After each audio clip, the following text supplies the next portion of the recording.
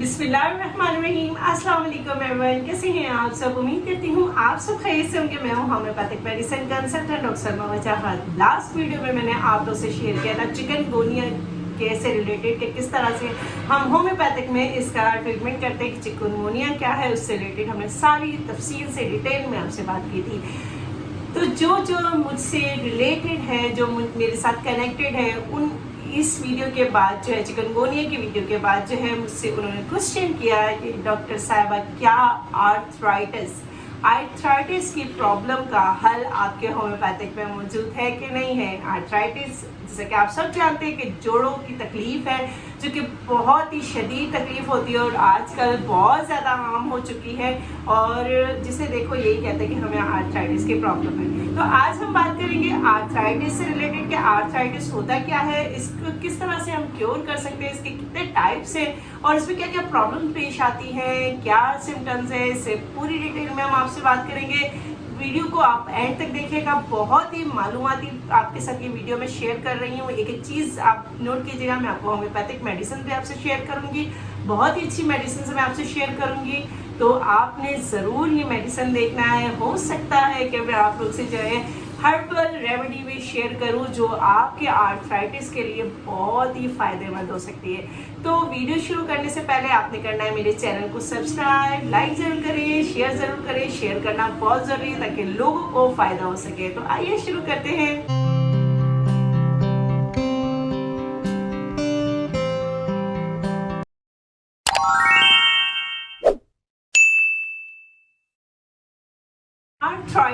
Arthritis means joints inflammation, यानी कि आपके जोड़ों में, आपके जो हड्डियों के बीच में जो जोड़ होते हैं उनमें जो है सोजिशी कैफियत हो जाना, इन्फ्लेमेशन हो जाना। उसमें जो सिम्टम्स आपको आते हैं वो बहुत ज़्यादा स्वेलिंग होती है, आपको इनके बहुत ज़्यादा सूजन होती है, साथ में आपको जो है पेन बहुत ज़्यादा होता है, चलने फिरने में प्रॉब्लम होती है, और फिर साथ साथ जो है आपके स्टिफनेस बहुत ज़्यादा आती है, अकड़न बहुत ज़्यादा आ जाती है, पाँव को मोड़ने में, चलाने में बहुत ज़्यादा आपको तकलीफ पेश आती है। किसी भी चीज़ को, यानी कि आपके जोड़ है उसको हिलाने में, करने में, मूव करने में, उसको काम में लाने में बहुत ज़्यादा आपको तकलीफ पेश आती है। उसे हम आर्थराइटिस का नाम देते हैं। आर्थराइटिस आपके जो एरिया, जिस बॉडी के जिस एरियाज में होते हैं वो आपको, जैसे कि आपको पता है कि आपकी जो ये उंगलियां हैं, इनके जो जॉइंट्स हैं, ये भी जॉइंट्स, इसकी हड्डियां जॉइंट्स हुई हुई हैं। साथ साथ आपके रिस्ट जॉइंट हो गया, एल्बो जॉइंट्स हो गए, इसके अलावा आपके शोल्डर्स जॉइंट्स हो गए, और आपके एंकल जॉइंट्स हो गए, फिट जॉइंट्स हो गए, या फिर आपके नी जॉइंट्स का बहुत ज़्यादा प्रॉब्लम होता है। और इसके अलावा जो है बैक का, जो आपके मोरों की जो जॉइंट्स हैं उसमें भी आपको बहुत ज़्यादा, इनके बैक जॉइंट जो होता है, लोअर बैक साइड की जो जॉइंट्स होते हैं उसमें भी आपको बहुत ज़्यादा प्रॉब्लम होती है। तो ये मेन एरियाज है जिसमें आपको आर्थराइटिस की प्रॉब्लम होती है। अब क्या कॉजेज हो सकते हैं जिसकी वजह से जो है ये आर्थराइटिस फेस करना पड़ता है। सबसे ज़्यादा तो most common problem age defect की वजह से होता है, यानी कि एज अगर आपकी बढ़ती जाती है तो आपको ये प्रॉब्लम फेस करनी पड़ती है। इसके अलावा जो है आपको सबसे ज़्यादा आपका लाइफ स्टाइल कैसा है, आपके बैठने उठने का तरीका कैसा है, आपका पोस्चर कैसा है, आप पूरा दिन भर किस तरह से काम करते हैं, आपका वर्किंग काम कैसा है। यानी कि बहुत ज़्यादा लोग जो होते हैं जिनका ओवरलोडेड काम होता है, बहुत ज़्यादा लोड उठाते हैं, उनको वर्क करने में, जिनका काम ऐसा है, जॉब ऐसी है, तो वो इस तरह इस चीज़ को फेस ज़रूर करते हैं। इसके अलावा अगर विटामिन डी की डेफिशिएंसी हो जाए, कैल्शियम डेफिशिएंसी हो, बाज़ लोगों को हेरिडिटी प्रॉब्लम होती है, यानी कि मौरूसी बीमारी, मौरूसी तकालीफ में आ जाता है, यानी कि जिसको अगर जीन्स में जेनेटिक प्रॉब्लम हो तो उसमें भी आर्थराइटिस की प्रॉब्लम होती है। इसके अलावा अगर किसी को कोई अगर बहुत ज़्यादा सीवियर इंजर्ड हो, यानी कि बहुत ज़्यादा अगर मेजर इंजरी हो गई हो या ऑपरेट हुआ हो, कोई भी ऐसी इशू हो, तो उसमें ये आर्थराइटिस का प्रॉब्लम हो सकता है। डिहाइड्रेशन हो जाए बॉडी में, जॉइंट्स में डिहाइड्रेशन, या डिहाइड्रेट हो जाता है आपका अगर, तो उसमें भी ये ज़्यादा प्रॉब्लम आपको फेस करना पड़ता है। तो ऐसे बहुत सारे कॉजेस हैं जिसकी वजह से आपको आर्थराइटिस की प्रॉब्लम हो सकती है।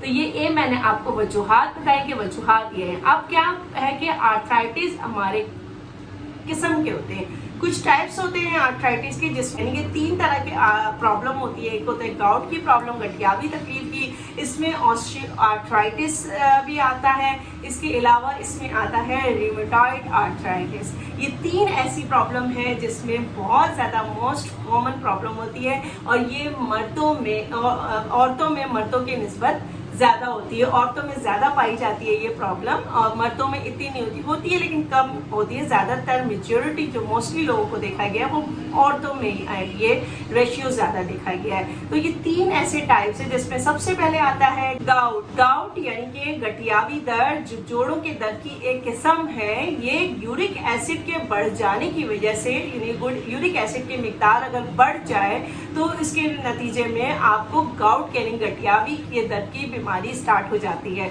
आप ये जो यूरिक एसिड की मिकदार जब बढ़ती है तो क्रिस्टल्स बनने लगते हैं, और वो क्रिस्टल जो है आपके जोड़ों में जमा होना शुरू हो जाते हैं। और वो जोड़ों में जमा होना जब शुरू होते हैं तो वो आहिस्ता आहिस्ता जो है वो गठियावी दर्द की तरफ शक्ल इख्तियार कर लेती है, जो कि आपको बहुत ज़्यादा शदीद दर्द होने लगता है। ये बहुत ज़्यादा शदीद सख्त तरीके के होता है। आपको ये सबसे पहले स्टार्ट होता है पाँव के जो पैरों के जो अंगूठे होते हैं वो आपके सूजने लगते हैं, दर्द करने लगते हैं। आहिस्ता आहिस्ता ये ऊपर की तरफ आने के आपके जोड़ों के हर चीज़ जो है वो सूज जाती है, बहुत ज़्यादा सूज जाती है। यानी कि इतना सूज जाती है, इतना दर्द करती है कि हाथ लगाने से भी आपको बहुत ज़्यादा पेन होता है। तो ये गठियावी दर्द जो है यूरिक एसिड के मिकदार की बढ़ जाने की वजह से जो है आपको ये प्रॉब्लम फेस करनी पड़ती है, और ये आहिस्ता आहिस्ता आहिस्ता आहिस्ता इतना बढ़ता है कि वो आगे चल के गठियावी का दर्द यानी गठियावी बीमारी आपको शुरू हो जाती है। तो आपने अपने इसमें सबसे पहले आपने यूरिक एसिड का बहुत ख्याल रखना है।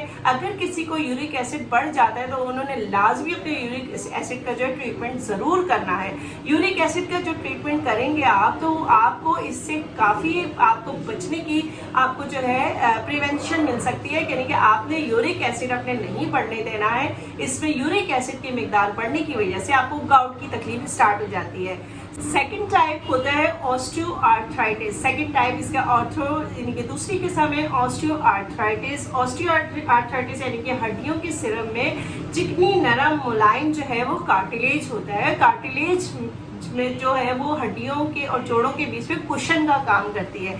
अब उम्र जैसे बढ़ती जाती है तो आहिस्ता आहिस्ता उसमें जो है टूट फूट होने लगती है, यानी कि उस कार्टिलेज में टूट फूट होने लगती है एज बढ़ने के साथ साथ। ये ज़्यादातर ओल्ड एज में देखा गया है। ओल्ड एज पीपल में ये प्रॉब्लम ज़्यादा फेस करते हैं, जिसमें यानी कि आपके कार्टिलेज जब टूट फूट होना शुरू हो जाते हैं तो उसके जो सिरे हैं वो एक साथ रगड़ खाने लगते हैं, हड्डियाँ जो है रगड़ खाने लगती है, जिसकी वजह से बहुत ज़्यादा जो है प्रॉब्लम स्टार्ट हो जाती है। और साथ साथ ये डीजनरेशन कहलाता है, इसे डीजनरेशन का अमल कहते हैं। यानी कि इसमें बहुत ज़्यादा टूट फूट के शिकार हो जाता है एक साथ खुद, यानी कि बहुत ज़्यादा जो है वो जोड़ जो है वो खुरदरी हो जाती है रगड़ खाने की वजह से, और खुरदरी होने की वजह से सख्त हो जाती है। इसमें स्टिफनेस बहुत ज़्यादा आ जाती है, और बहुत ज़्यादा जो है इसमें जो बूढ़े लोग होते हैं वो उस पर सफ़र कर रहे होते हैं। ये बहुत ज़्यादा पेनफुल होता है, तकलीफ देता है। ये आहिस्ता आहिस्ता होता है, आहिस्ता आहिस्ता कभी बढ़ भी जाता है, कभी कम भी हो जाता है। ऑस्टियोआर्थराइटिस की बात कर रही हूँ। और इसमें ये होता है कि आहिस्ता आहिस्ता आपको लगेगा कि उठने में, बैठने में, चलने में, सीढ़ियाँ चढ़ने में बहुत ज़्यादा प्रॉब्लम स्टार्ट हो जाती है।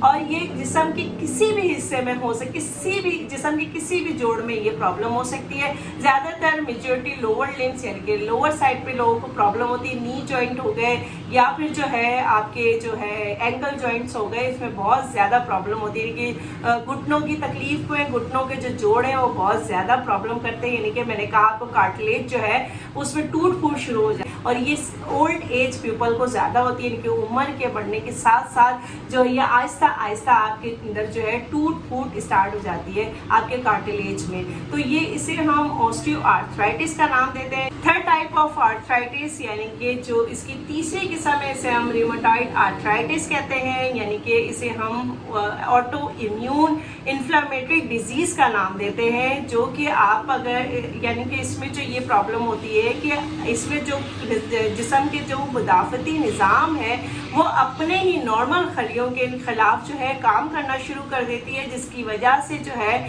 जो हड्डियों की झिल्ली है उसमें जोड़ों की जो झिल्ली है उसमें सोजिश आना शुरू हो जाती है, जिसकी वजह से हम रेमेटॉइड आर्थराइटिस कहते हैं। इसकी ये सोजिश यानी कि झिल्ली में जो सोजिश आ जाती है, जो इन्फ्लेमेटरी कंडीशन हो जाती है, इनकी ऑटोइम्यून इन्फ्लेमेटरी डिजीज़ है, तो इसमें फिर ये होता है कि बहुत ज़्यादा शदीद पेन होता है, बंदा जो है बहुत ज़्यादा कमज़ोर होने लगता है, थकावट बहुत होने लगती है, यानी कि सुबह जब वो उठता है तो उसे जो है जोड़ों में बहुत शदीद तकलीफ होती है।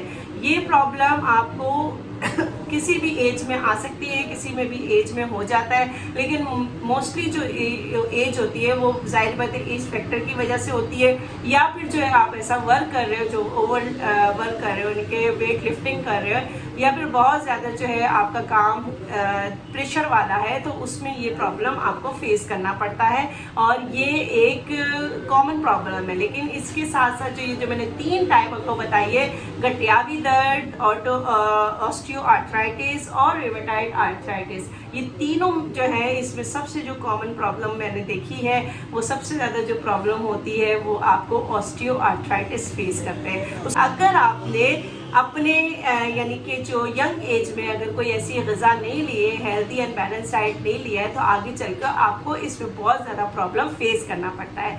तो मैंने आपको जैसे बताया कि किस वजह से कॉजेज़ होती हैं, क्या सिम्टम्स हैं, क्या तरीके, क्या टाइप्स हैं, ये सारी मैंने आपको चीज़ें बताई हैं जो कि आपके लिए बहुत ही आर्थराइटिस की असल वजह ये होती है। तो जोड़ों की तकलीफ पे हमने आपको डिटेल बताई है। अब हम बात करेंगे कि ऐसी कौन सी होम्योपैथिक मेडिसिन है जो कि जोड़ों में बहुत अच्छा वर्क करती है। मैं आपको बताऊंगी सिम्टम्स टाइप्स के हिसाब से कि कौन से टाइप्स में आर्थराइटिस के कौन से टाइप्स में मेडिसिन सबसे बेस्ट है। ये मैं आपको बता रही हूँ, डॉक्टर लिखी की मेडिसिन बता रही हूँ, पेटेंट मेडिसिन बता रही हूँ, क्योंकि सिंगल मेडिसिन भी वर्क करती है, लेकिन हम वो single medicine according to symptoms देते हैं। अगर आप अगर मेरी चिकनगुनिया की डिटेल वीडियो देखें तो उसमें मैंने काफ़ी चीज़ें आप लोगों से शेयर की है, वो भी आप मेडिसिन ले सकते हैं अकॉर्डिंग टू सिम्टम्स। लेकिन यहाँ मैं आपको पैटर्न मेडिसिन बता रही हूँ according two types of arthritis. First type जो है गाउट की यानी कि गठियावी दर्द में जो होम्योपैथिक मेडिसिन वर्क करती है, डॉक्टर रिक्की की मैं मेडिसिन आपको बता रही हूँ। पेटेंट कंपाउंड मेडिसिन है जो कि जर्मनी की मेडिसिन है, बहुत ही बेस्ट मेडिसिन है, आपके फौरन वर्क करने वाली मेडिसिन है। तो जिसको गठियावी तकलीफ है उनमें जो है सबसे बेस्ट मेडिसिन है R46। R46 बहुत ही अच्छा वर्क करती है। आपने इसको लेना है दिन में 3 दफ़ा, 2.5 से 3 महीने इसको आप यूज़ करें। तकरीबन आप लेंगे 5-5 कतरे दिन में 3 दफ़ा आप इसको यूज़ करेंगे, जो कि आपके लिए बहुत ही बेहतरीन काम करेगा। लेकिन अगर कोई और सिम्टम्स इसके साथ आ रहे हैं तो आपने अपने डॉक्टर से ज़रूर कंसल्ट करना है, या आप मुझसे पूछ सकते हैं, मुझसे भी आप कंसल्टेशन ले सकते हैं। और इसके अलावा जो सेकेंड टाइप आती है ऑस्टियोआर्थराइटिस। ऑस्टियोआर्थराइटिस क्या है, जो आपको पता है कि वो मोस्टली एजेड लोगों को ज़्यादा होता है, लेकिन ये वक्त के साथ साथ अब तो बहुत सारे लोग इस चीज़ को फेस कर रहे हैं। 40 के बाद लोगों को ये फेस करने को मिल रहा है ऑस्टियोआर्थराइटिस। तो उनके लिए जो है सबसे बेस्ट जो मेडिसिन आती है वो है R73। आप ऐसे लेंगे कि R73 जो है आप लेंगे सुबह शाम के, दिन में 2-2 दफ़ा आप लेंगे। ये भी 2.5 से 3 महीने आप यूज़ करें। आपने इसे यूज़ करना है इस तरह के 5-5 कतरे से R73 आपने सुबह शाम लेना है 5-5 कतरे। अगर और बहुत सारी सिम्टम्स आ रही है, क्योंकि डायबिटिक पेशेंट भी होते हैं और हाइपरटेंशन पेशेंट भी होते हैं इसमें, और बहुत ज़्यादा लोगों को प्रॉब्लम होती है और बहुत सारी लोगों के साथ डिजीज़ जुड़ी हुई होती है, तो उसके अकॉर्डिंग जो है आपने मेडिसिन अपनी कंटिन्यू रखनी है, वो आपने नहीं छोड़नी, आपने वो मेडिसिन लेनी है। अगर कोई और सिम्टम्स भी आ रहे हैं, अक्सर लोगों की उंगलियां टेढ़ी होने लगती हैं, पाँव टेढ़े होने लगते हैं, इसमें ऑस्टियोआर्थराइटिस में ये प्रॉब्लम होती है, तो उसमें आपने अपना कैल्शियम की टैबलेट ज़रूर लेनी है, और आपने जो है विटामिन डी का अपने ट्रीटमेंट ज़रूर लेना है। विटामिन डी के जो आप कैप्सूल ले रहे हैं, जो भी आप इसकी मेडिसिन ले रहे हैं, वो भी आप साथ साथ लेते रहेंगे। लेकिन R73 आपने लाजमी अपने इसमें शामिल कर देना है। थर्ड जो है रेमेटॉइड आर्थराइटिस। रेमेटॉइड आर्थराइटिस के लिए सबसे बेस्ट है R11 और R71। R11 भी आपने इसी तरह लेना है, R11 आपने सुबह और शाम में लेना है, और R71 जो आप लेंगे दोपहर में और रात में। यही 5-5 कतरे आपने इसी तरह लेने हैं अपने, ये भी 2.5 से 3 महीने आप यूज़ कर सकते हैं। मैंने आपको टाइप के साथ सारी मेडिसिन बता दी है। अगर इससे रिलेटेड आपको कोई भी मुझसे क्वेश्चन पूछना है, आप मुझसे पूछ सकते हैं। मेरी जो मैंने आपको आप लोग के साथ जो है अपनी इंस्टाग्राम आईडी की जो है मैंने शेयर कर ली है। आप इंस्टाग्राम आईडी पे मुझसे डीएम करके क्वेश्चन पूछ सकते हैं, या फिर आप मुझसे कमेंट्स के थ्रू आप मुझसे क्वेश्चन पूछ सकते हैं। इसके अलावा मैंने अपनी पूरी डिटेल आप लोग को बताई। अगर आप कंसल्टेशन लेना चाहते हैं तो आप मुझसे कंसल्टेशन भी ले सकते हैं। और इस मुझे उम्मीद है कि आपको ये वीडियो बहुत पसंद आई होगी। अच्छा जी, तो इसके अलावा मैंने आपसे हर्बल रेमेडी की बात की थी, चिकनगुनिया और आर्थराइटिस में जो बहुत ही ज़बरदस्त वर्क करती है, वो मैं हर्बल रेमेडी आपसे नेक्स्ट वीडियो में शेयर करूंगी। तो आपने मेरी नेक्स्ट वीडियो इंतज़ार करना है, जिसमें मैं आपको बहुत ही ज़बरदस्त हर्बल रेमेडी बताऊंगी। नेचुरल रेमेडी है जो बहुत ही अच्छा वर्क करती है। चिकनगुनिया की तकलीफ हो या फिर आपको आर्थराइटिस की प्रॉब्लम हो, उसमें बहुत ज़बरदस्त वर्क करेगी। वीडियो बहुत लंबी हो रही है, इसलिए मुझे जो है अभी इजाज़त दें आप, क्योंकि अभी मैं आप लोगों के साथ शेयर नहीं कर सकती। तो मेरी नेक्स्ट वीडियो का इंतज़ार कीजिएगा। अपना बहुत ख्याल रखें, अपने सेहत का बहुत ख्याल रखिए। और जैसे कि मैंने आपको बताया, कोई भी क्वेश्चन पूछना हो आप मुझसे पूछ सकते हैं। अल्लाह हाफिज़।